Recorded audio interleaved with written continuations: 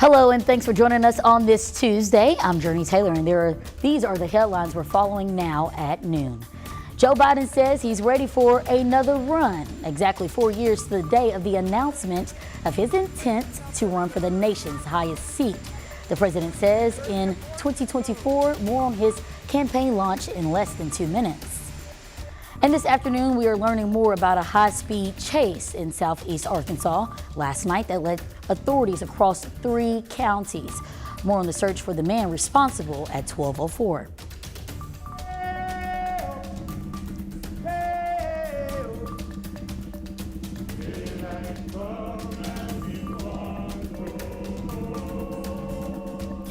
And today we bid farewell to the incomparable Harry Belafonte, who died today at 96. A look back at his remarkable life just ahead.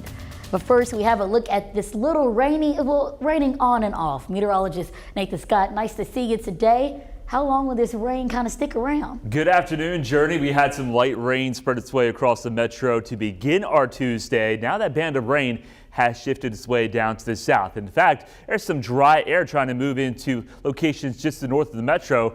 You're seeing some sunshine. So it's a variety of weather depending upon where you're watching us from. You see the clearing in Conway into Clinton, and that's helping the numbers warm up. Upper 50s to lower 60s right now. Meanwhile, you're socked in with clouds and also showers in Mena, so your temperature is only 48 degrees. We've got that river of a light rain taking place from Phillips County, stretching its way through Jefferson County, Grant County, over towards Polk County, and there's more rain located into Oklahoma. So the chance of rain will be on the increase later this afternoon into this evening as that next wave of rain makes its way through the natural state.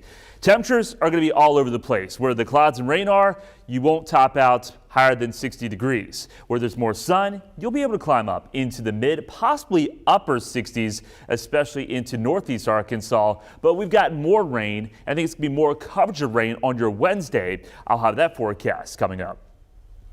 This is not a time to be complacent. Well, just hours ago, the likely Democratic nominee for the White House makes it official. President Biden is running for re-election. Nicole D'Antonio has more details from the White House. Let's finish this job. I know we can. President Biden made his re-election bid official in a video released this morning. He says he ran 4 years ago because there was a battle for the soul of the nation, a battle that he says is ongoing. This is not a time to be complacent. That's why I'm running for re-election. Ahead of the re-election announcement, a CBS News poll found Democrats were accepting of his re-election bid, with just 22% saying they were excited, with the #1 concern among voters being his age. The timing of the announcement is no coincidence. It's 4 years to the day since President Biden first announced his White House bid, but it wasn't the only factor in announcing right now. The other sort of consideration is you want to get ahead of what might be coming from the other side. I mean, there's more and more Republicans that are starting to get into the race. Former President Trump is already in the race, setting up a potential rematch of the 2020 election. I'm not a candidate, so we'll see if and when that changes. Florida Governor Ron DeSantis would not say when or if he will run, but he did make trips to early battleground states during a book signing tour. Nicole D'Antonio, CBS News, the White House. Well, at least one other Democratic nominee has announced his candidacy to run against President Biden. Robert F. Kennedy Jr. launched his bid for the Democratic nomination last week. Well, we have an update on a story we've been following since last night. Hours ago, we learned the intense search for a man who led police on a pursuit across 3 counties has been called off. Right now, that suspect remains on the run while 2 police officers are in the hospital. It all started around 8:30 last night in Fordyce. That's where 2 officers tried to pull over a driver, but he did not stop and led Fordyce police on a pursuit across 3 counties. It ended in a crash just west of Warren with 2 Fordyce officers seriously hurt. You can see right there on your screen the police cruisers with major damage.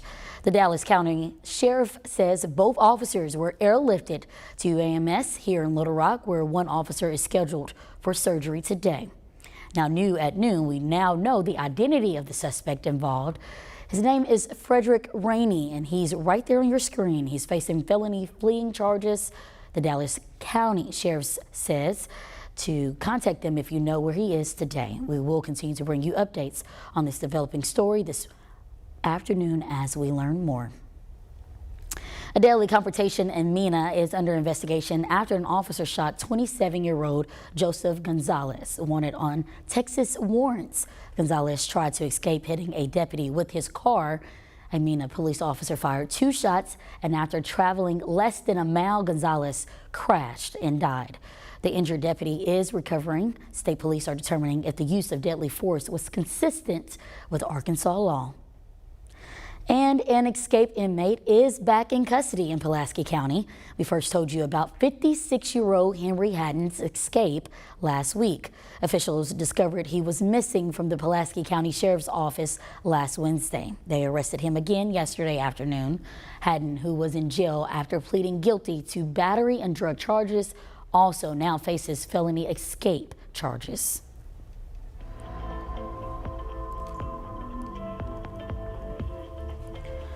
Arkansas Department of Human Services say that disaster SNAP assistance will be available for those directly impacted by the March 31st tornadoes.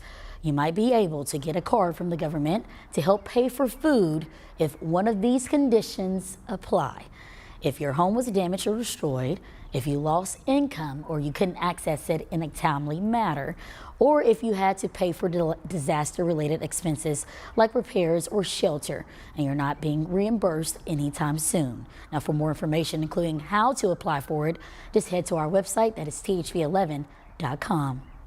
And it's been a busy time for insurance agents, with homeowners all across the area recovering from last month's tornado. They're also taking the time to remind all of us to stay up to date on our insurance policies so we are ready for disaster if it comes our way. They say it's better to be over-prepared when it comes to insurance so you're not left surprised when your policy doesn't cover everything. They also say inflation could play a role in how much money you get back for your home. It's something John Turner sees every day on the job with his construction company, and sometimes homeowners don't receive as much money as they thought they would. If people are looking at a replacement cost of their home, it's significantly more than it was just 4 or 5 years ago. Turner says it's because labor and construction materials keep going up in cost. Your insurance provider should be your first call when getting help, but if you still need assistance beyond that, FEMA help is still available.